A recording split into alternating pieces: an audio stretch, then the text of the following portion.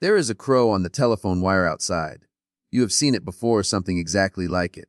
Black still, unremarkable against a gray sky.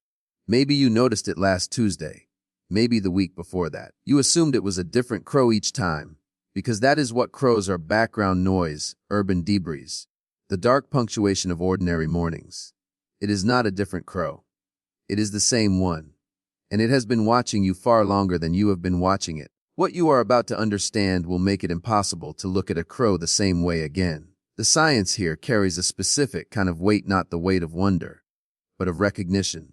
The slow, cold feeling of realizing that something in your environment has been paying closer attention to you than you ever paid to it. Right now, at this moment, there is likely a crow within a quarter mile of where you are sitting that has stored a detailed memory of your face. Not your car, not your coat, your face, the specific geometry of it. And if you have ever done anything near that bird that it interpreted as a threat, that memory has already been passed to other crows in the area. If that sounds like something you need to understand, stay with this.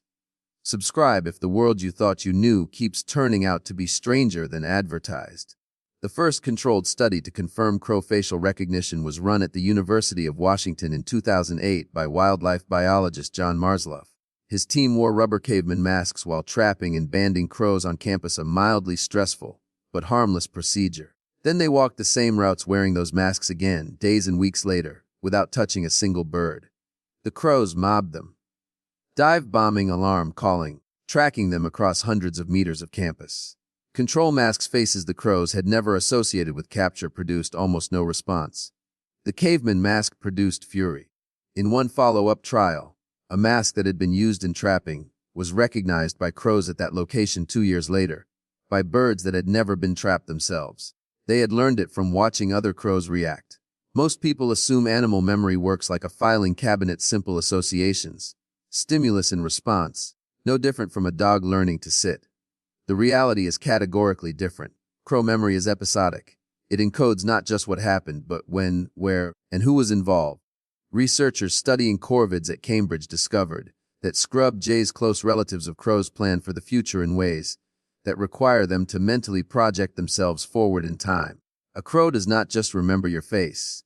It remembers the context around your face, the time of day, the season, what you were doing, what it was doing. This is the architecture of a mind, not a reflex, and it runs inside a skull roughly the size of a walnut. The ratio of brain size to body weight in corvids is nearly identical to that of great apes. But the detail that tends to stop people is this: crows hold funerals. The behavior has been documented extensively by Marsloff's team at Washington. When a crow finds a dead crow, it calls others in.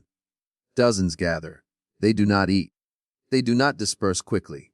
They stand near the body, alarm calling, studying the area. Controlled experiments showed that when crows encountered a dead crow held by a human, they subsequently avoided that human and recruited other crows to avoid them for weeks. They are not mourning in the way a human mourns, but they are extracting information from death, updating a shared map of danger, treating mortality as data. A species that does that is not behaving like a bird. It is behaving like a neighbor. And that is the exact reframe that changes everything. The crow on the wire is not observing you the way a security camera observes, passively, without judgment, without consequence.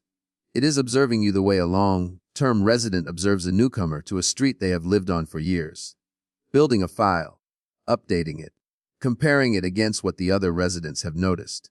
The city you move through daily is also a city they move through. And they have been here longer, and they have been paying more attention. So go back to that wire. Go back to that bird. Still black against the sky, apparently doing nothing. It is not doing nothing.